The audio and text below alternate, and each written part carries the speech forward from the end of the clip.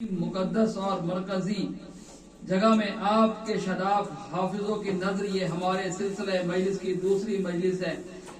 ان مجلس میں مقصد یہ ہے کہ کچھ نہ کچھ فکر کو رزق مہیا ہو، اور رزق علم کی سب سے بڑی یونیورسٹی ہے نجف میں۔ عزیزان محترم، میں اکثر کہا کرتا ہوں کہ دنیا کہتی ہے کہ مسلمانوں کا کعبہ ایک ہے۔ یقیناً تمام مسلمانوں کا کعبہ ایک ہے، لیکن یہ کعبہ جیسا کہ میں نے پہلی مجلس میں عرض کیا تھا کہ یہ کعبہ رخ عبادت کا تعین کرتا ہے، روح علم عطا نہیں کرتا۔ علماء اخلاق کا یہ متفقہ مسئلہ ہے کہ ایمان تین چیزوں سے عبارت رکھتا ہے: علم، عشق اور عبادت۔ یہ تینوں ایک جگہ اکٹھے ہوں تو ایمان آتا ہے۔ تو اگر مسلمان صرف کعبے کی طرف سجدہ کرنے کو ہی کافی سمجھے تو سجدہ تو آئے گا لیکن علم نہیں آئے گا، سجدہ تو آئے گا عشق نہیں آئے گا۔ اس لیے کعبے سے نہ علم ملتا ہے نہ عشق ملتا ہے، اور جو سجدہ بغیر علم کے ہو وہ سر کی ٹکر تو ہو سکتا ہے، علم نہیں ہو سکتا۔ نعرہ صلوات۔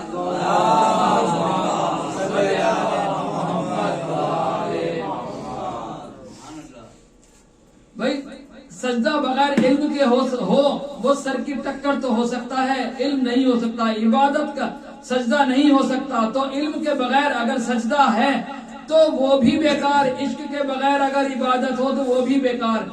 عبادت میں عشق ہی نہیں، جس عبادت میں عشق ہی نہیں، کہ جس عبادت میں اصول اور خشوع ہی نہیں وہ عبادت بیکار۔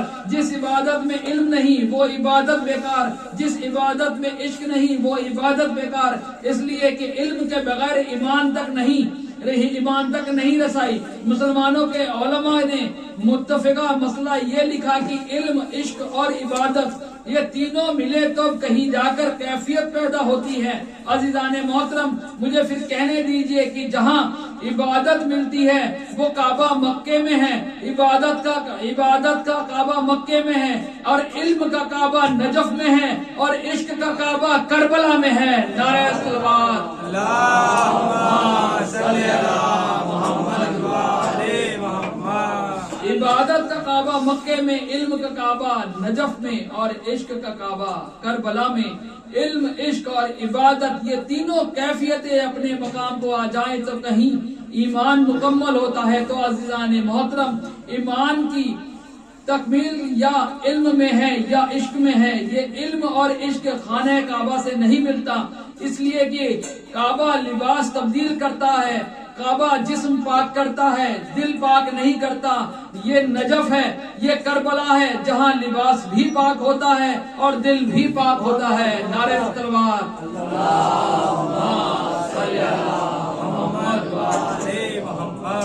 عزیزان محترم، میں نے جس آیت کو اس مجلس کا عنوان بنایا ہوا ہے، میں آئندہ مجلس میں اس کی تفصیلات پر مزید روشنی ڈالوں گا، لیکن ایک لمحے کے لیے سوچنا چاہیے کہ ملت اسلامیہ کو کہ پروردگار عالم نے اپنے پیغمبر کے عصمت تکلم کی قسم کھا کر قیامت تک کے لیے پیغمبر اسلام کی زبان سے نکلے ہوئے لفظ کو لوح محفوظ کا مقدر بنا دیا۔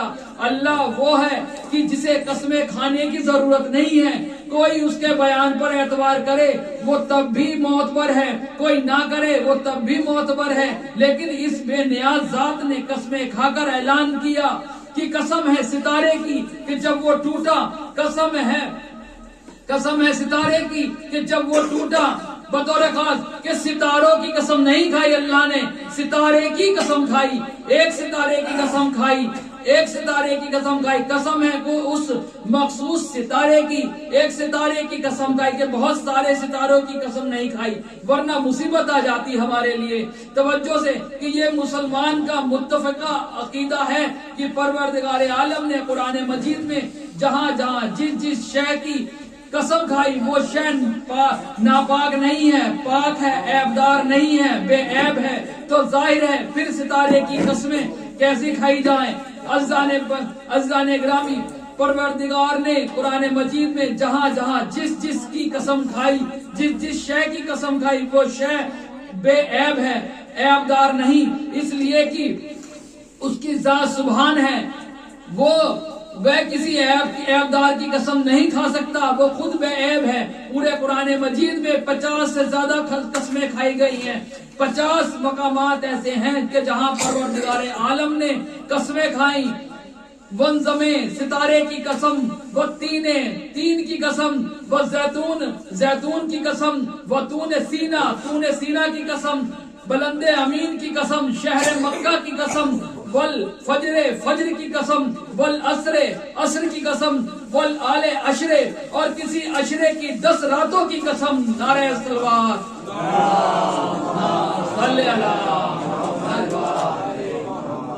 اور کسی عشرے کی 10 راتوں کی قسم، والفجر و لائل عشرن، فجر کی قسم اور 10 راتوں کی قسم۔ کائنات میں کوئی ایسا عشرہ تو دکھاؤ کہ جو اتنا پاکیزہ ہو کہ قسم کھانے کی منزل پر آئے۔ تو خداوند کریم نے قرآن مجید میں متعدد احکامات پر قسمیں کھائی ہیں کہ فجر کی قسم، عصر کی قسم، تین کی قسم، زیتون کی قسم، طور سینا کی قسم، بلند امین کی قسم، عشرے کی 10 راتوں کی قسم۔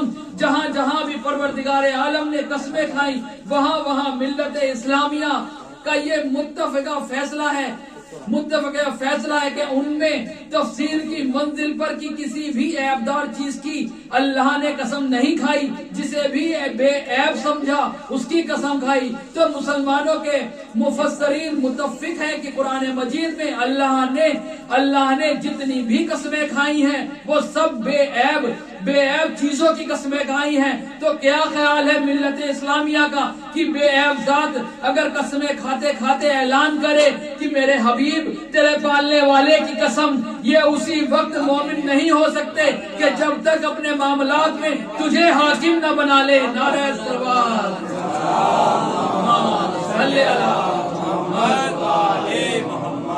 بھئی اگر محمد تیرے پالنے والے کی قسم کہ یہ اس وقت تک مومن نہیں ہو سکتے کہ جب تک یہ تجھے اپنے معاملات میں تجھے حاکم نہ بنا لے۔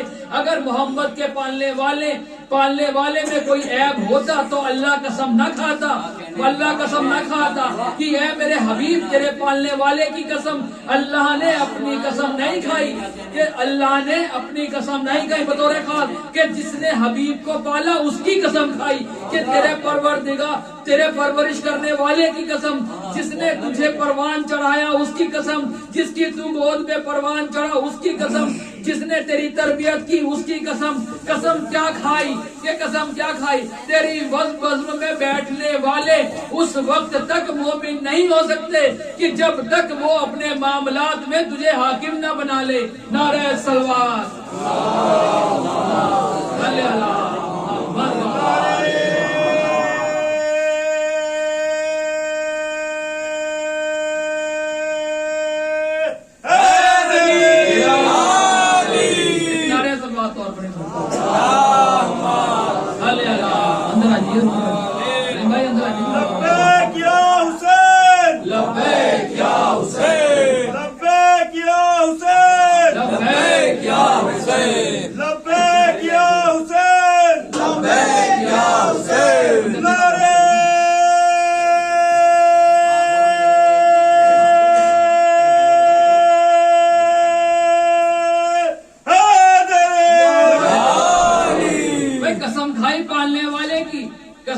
پالنے والے نے کی کہ زمانہ اس پالنے والے کے ایمان میں شک کر رہا ہے کہ جس کی قسم کھا کر اللہ اعلان کر رہا ہے کہ اس پالنے والے کی قسم یہ مومن ہی نہیں ہے کہ میرے حبیب تیرے پالنے والے کی قسم، تیرے رب کی قسم کہ کس کی قسم کہ جس نے تجھے پالا اس کی تم اور جس نے تیری پرورش کی، یہ اس وقت تک مومن نہیں ہو سکتے جب تک اپنے معاملات میں اپنے تنازع میں تجھے حاکم نہ بنا لے۔ تو عزیزان محترم، اس آیت میں اس دور کے مسلمانوں کی حیثیت بھی بتائی گئی ہے اور نبی کے سامنے اور نبی کی شان بتائی گئی ہے امت کے سامنے۔ یہ امت اس وقت تک مومن نہیں ہو سکتی جب تک محمد مصطفیٰ کو اپنے معاملات میں حاکم نہ بنائے، یعنی یہ قانون شرع بن گیا کہ اس امت کو अज़रूए कुरान क़यामत तक अपने मामलात भी अपने मशवरे से तय करने का हक नहीं है। नबी को हाकिम बनाए बगैर ये मोमिन नहीं हो सकते। तो मिल्लत इस्लामिया से ये सवाल करने का हक वाजिब हो कि जिस उम्मत को अपने मामलात में भी अपने मशवरे तय करने का हक हासिल नहीं, उसके बाद पैगंबर दीन के मामलात में अपने इजमा से तय करने का हक किसने दिया? नारे तलवार।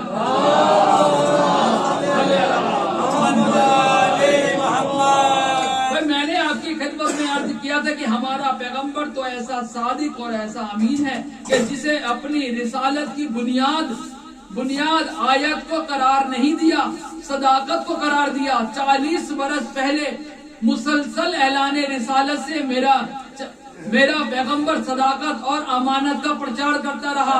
कुरान के हवाले के बगैर, मौजिज़ात के बगैर, दावाए नबूवत के बगैर अरब के जाहिलों को और अरब के अबू जहलों को रसूल ने तस्लीम करवाया कि मानो मैं सादिक हूँ, मैं मानो मैं अमीन भी हूँ। तवज्जो अज़ान मोहतरम, सरज़मीने मक्का पर कल्ब बेअसद सरकार खत्मिया मर्तबत के जाती किरदार ने अपना इतना असर छोड़ा कि सरकार रिसालत मुआब को सादिक भी कहना पड़ा, अमीन भी कहा गया।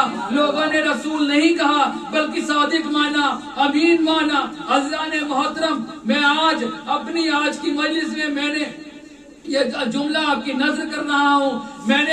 मैंने यही पैगाम पहले भी दिया था कि जिसे सादिक भी माना गया, अमीन भी माना गया। मेरे रसूल ने अल्लाह की तौहीद को आयतों के जरिए नहीं मनवाया बल्कि अपनी सदाकत और अमानत के जरिए मनवाया। जब कोहे अबू कैस की पहाड़ी पर चढ़कर सारे सरदारे कुरैश को जमा करके मेरे पैगंबर ने सिर्फ एक सवाल पूछा कि तुम मुझे सच्चा मानते हो या नहीं?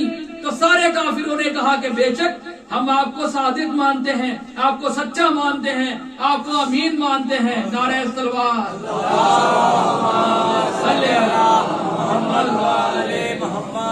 कहा मुझे सच्चा क्यों मानते हो? कहा इसलिए कि आपका बचपन, आपका लड़कपन, आपकी जवानी, आपकी जिंदगी का हर लम्हा हमारे दरमियान गुजरा है। हमने आपको हमेशा सादिक पाया, हमेशा अमीन पाया। कहा जो मैं कहूँगा वो मान लोगे? कहा बिल्कुल, जो आप कहेंगे वो हम तस्लीम करेंगे। कहा अच्छा, अगर मैं कहूँ कि उस पहाड़ के पीछे एक लश्कर है और तुम पे हमला करने के लिए आ रहा है, तो क्या मेरे कहने भर पर लश्कर को देखे बगैर लश्कर के वजूद पर इकरार कर लोगे? तो सारे काफिरों ने कहा बेशक इकरार कर लेंगे। मेरे पैगंबर ने कहा अच्छा, इस वक्त तुम मेरे कहने पर उस पहाड़ के पीछे से आने वाले एक लश्कर पर ईमान ला रहे हो। अगर उसके बाद तुम उस पहाड़ के पीछे जाकर देखो और तुम्हें लश्कर वो नजर ना आए, तो क्या फिर भी तुम मुझे सादिक मानोगे? तो सारे कुफारे मक्का ने, सारे सरदारे कुरैश ने एक ज़बान होकर कहा कि आए अब्दुल्ला के बेटे, अगर हमें पहाड़ के पीछे लश्कर नजर नहीं आया तो हम समझेंगे कि हमारे आंखें अंधी हो गई हैं, लेकिन आप झूठे नहीं हो सकते। नारे तलवार।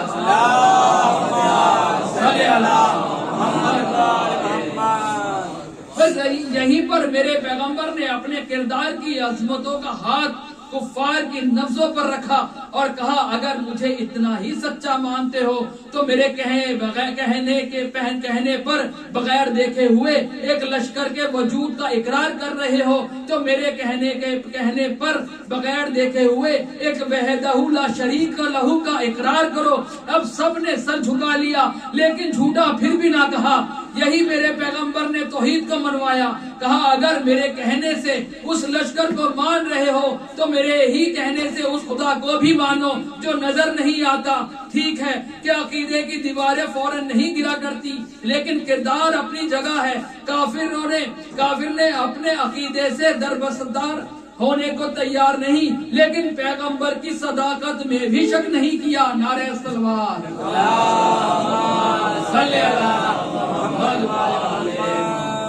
याद रखो मेरे पैगंबर को जादूगर कहा गया, झूठा नहीं कहा गया। काफिरों ने जादूगरी का इल्जाम लगाया लेकिन झूठा किसी ने नहीं कहा। काफिर होने के बावजूद भी झूठा नहीं कहा। توجہ عزیزان محترم کے کافر ہونے کے باوجود بھی کسی نے نبی کو جھوٹا نہیں کہا، کافر ہونے کے باوجود کسی نے ذہن پیغمبر پر بھی شک نہیں کیا۔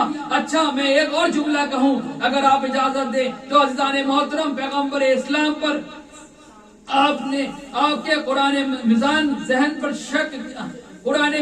ذہن پر شک کیا گیا ہے۔ زندگی کے آخری لمحات میں آیت پہلے آ چکی ہے کہ وَنْزَمِ اِذَا ہَوَا وَمَا صَاحِبُكُمْ وَمَا غَوَا، قسم ہے ستارے کی جب وہ ٹوٹا، نہ ہمارا نبی کبھی بہکا نہ کبھی گمراہ ہوا۔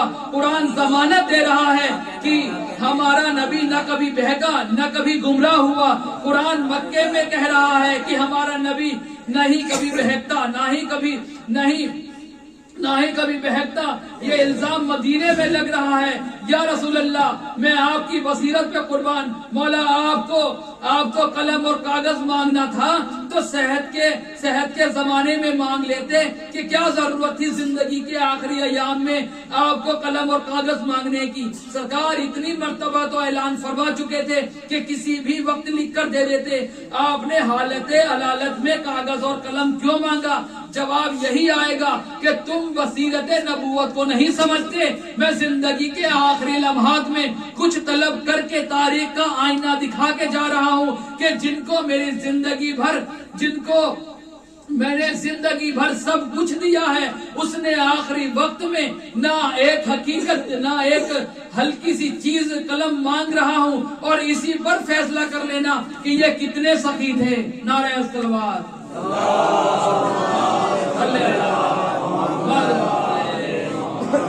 بس عزیزان گرامی قدر، سخی وہی ہے جو سائل سے رد و قہد نہ کرے سوال جو کوئی اس کو رد نہ کرے۔ میں اعتراض تیرا کیسے مان لوں وزی، علی علی نہیں کہتا اگر علی مدد نہ کرے۔ نعرہ سلوات اللہم صلی علی محمد وآلِ محمد، نعرہ حیدری یا علی۔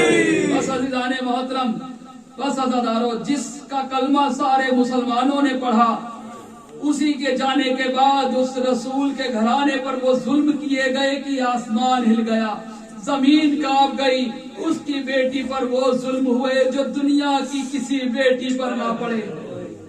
ہائے عزادارو، اولاد والوں میں آج بی بی کی کچھ وصیتیں سناتا ہوں بطول کی، اللہ کرے میں پڑھ پاؤں اور تم سب سن سکو۔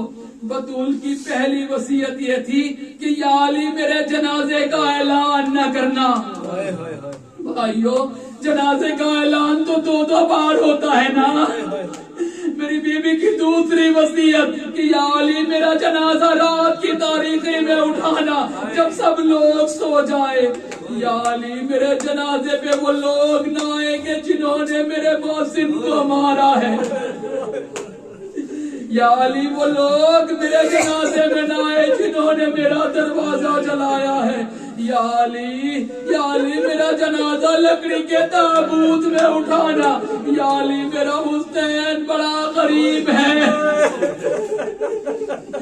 یا علی میرا حسین بڑا غریب ہے۔ کوئی اولاد والا سمجھے کہ جس کی اولاد چھوٹی ہو، زہرا کی وصیت کو یا علی حسین میری زندگی کا نام ہے۔ یہ رات میں کئی بار اٹھ کے کہتا ہے کہ اماں پیاس لگی ہے، پانی پلا۔ یا علی میرے حسین کا خیال رکھنا۔ زہرا کی آخری وصیت، یا علی میرے بعد جب بھی گھر میں آنا اچانک سے داخل نہ ہونا۔ یا علی ایک پل دروازے پر رک جانا۔ علی کے فرماتے ہیں بطول کیا یہ گھر میرا نہیں ہے؟ تڑپ کر کہتی ہے زہرا کہ گھر تیرا ہے، پر زینب تو پردہ دار ہے نا۔ زینب تو پردہ دار ہے۔ یا علی جب آپ گھر میں آتے ہیں تو زینب دوڑ کر آتی ہے، کہتی ہے اماں مجھے چھپا، میرے بابا آ گئے۔ زہرا رو کے کہتی ہے یا علی ایسا نہ ہو کہ تم گھر میں اچانک آؤ، سامنے زینب ہو، میری 4 سالہ زینب تمہاری حیات تڑپ کر ہی نہ مر جائے۔ अल्लाह खुदा तुम्हारी अज़ादारी कबूल करे। ज़हरा और बेटों के सरों पर इमाम ज़हरा ने बेटों के सरों पर इमामे को रखा और फरमाया जाओ नाना की जरी पर दुआ करो। उम्मे ऐमन ने फरमाया उम्मे ऐमन से फरमाया कि जब तक तस्बीह की आवाज आए कि समझना ज़हरा जिंदा है, और जब तस्बीह की आवाज ना आए तो समझ लेना रसूल दुनिया से जा चुकी है। दोनों शहजादे नाना की कब्र पर आए। हुसैन कहते हैं भाई दुआ करो, मैं आमीन कहूंगा। हसन ने दुआ के लिए हाथ उठाए। हुसैन कहते हैं मैं इंतजार में था कि कोई आवाज नहीं आई। हुसैन कहते हैं मैंने छुप के भाई हसन को देखा। मैंने भाई हसन को देखा, हसन की आंखों से आंसू बह रहे हैं। तड़पे हुसैन हसन को गले से लगा कर कहते हैं कि हसन अमीरों को मांगने का हक नहीं है, मैं करबला का गरीब हूँ, मैं ज़ोज़ान हूँ, मैं जानू नबियों का सुल्तान जाने। हुसैन बैठे बैठे नाना के पैरों की तरफ बढ़े, नाना के कदमों पर अपने अमामे को रखकर जख्मी रुखसार नाना की कब्र पर रखकर कहते हैं सैयदा के बाबा मैं हुसैन हूँ। सैयदा के बाबा आज मैं सवारी मांगने नहीं आए। सैयदा के बाबा आज हम लिबास भी मांगने नहीं आए हैं। सैयदा के बाबा पूछने आया हूँ कि लोगों ने अम्मा को क्यों मारा है। तड़प के कहते हैं नाना जहाँ रुकते थे वहाँ ढेर सारे लोग आए। हुसैन कहते हैं नाना लोग कहते हैं ज़हरा अली को बाहर भेज। हुसैन बैन करते रहे, नबी की कब्र हिलने लगी। हुसैन कहते हैं नाना बाहर से लोग दरवाजे को धक्का मारते रहे और अंदर से अकेली ज़हरा रोती रही और कहती रही हया कर, मैं तेरे नबी की बेटी हूँ। हुसैन कहता है नाना लोगों ने इतना जोर लगाया कि थोड़ा सा दरवाजा खुल गया। नाना जब दरवाजा खुला तो एक की नजर अम्मा के बुरके पर पड़ गई। हुसैन कहते हैं नाना वो खाली हाथ न था, उसके हाथ में ताजियाना था। नाना उस फासले से उसने अम्मा के हाथ पर वो ताजियाना मारा। अम्मा रो के कहती है कि आली मेरा हाथ टूट गया। नाना अम्मा का हाथ जख्मी था लेकिन दरवाजा नहीं छोड़ा। नाना एक शकी ने कहा कि ज़हरा दर नहीं छोड़ेगी, लकड़ियां ले आओ और दरवाजे को आग लगा दो, दरवाजे को आग लगा दो। नाना दरवाजा जलता रहा, अम्मा ज़हरा खड़ी रही, अम्मा ज़हरा खड़ी रही। हुसैन कहता है नाना फिर एक ने दरवाजे पर लात मारी, दरवाजा गिरा दिया, जलता हुआ दरवाजा तेरी ज़हरा पर गिरा। ऊपर दरवाजा नीचे अम्मा ज़हरा रोकर कहती है कि या अली जल्दी आ, मेरा वासिल शहीद हो गया। या अली जल्दी आ कि मेरा वासिल शहीद हो गया। हुसैन फरमाते हैं कि जिस दरवाजे के नीचे अम्मा थी उसी दरवाजे के ऊपर से सब लोग गुजरते रहे। घर के सहन में आ गए, हम चारों भाई बहन हाथ जोड़ कर कह रहे थे कि हमें ना मारो, हमें ना मारो, हम मोहम्मद की तस्वीर है। बस आखिरी जुमले सदारो, बस आखिरी जुमले। नाना एक शकी ने सहन में खड़े होकर हंसता हुआ कहता है कि जल्दी कर, ये बच्चे रोते हैं तो कयामत आ जाएगी, इनको चुप करा। इतना कहना था, एक शकी ने ताजियाना लेकर हमारी तरफ बढ़ा। पहला ताजियाना शाम की कैदी मेरी बहन ज़ैनब को मारा।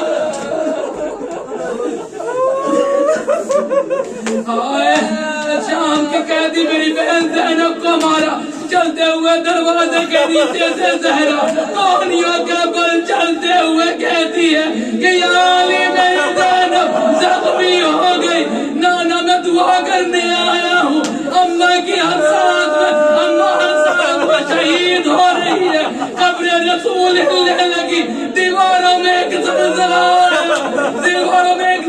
ایسا ہوا آواز